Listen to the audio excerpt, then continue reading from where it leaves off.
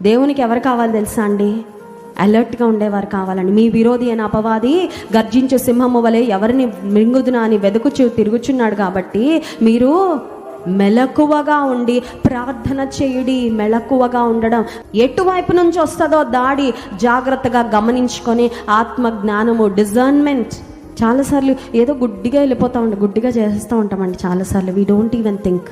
అందరూ చేసేదే కదండి, నేను చేసింది అందులో పెద్ద ఏముందండి అని అన్నట్లుగా కొన్నిసార్లు ఆలోచించకుండానే అడుగులు వేసేస్తుంటాం, మాటలు మాట్లాడేస్తుంటాం. కొన్నిసార్లు అనాలోచితంగా విశ్వాస జీవితము, we are in the battlefield, మన యుద్ధరంగంలో ఉన్నాం.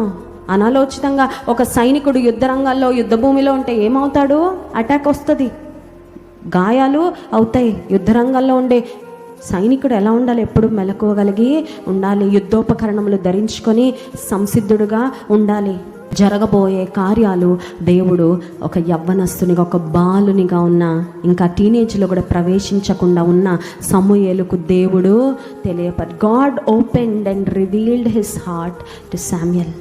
చాలాసార్లు ప్రార్థన అంటే మన హృదయాన్ని తెరిచి దేవునితో చెప్పుకోవడం ప్రార్థన. ఆఫ్ కోర్స్ హృదయము కుమ్మరించుకోవడమే ప్రార్థన. కానీ ఇంకొక డైమెన్షన్ చెప్తున్నాను దేవుని వాక్యము ద్వారా.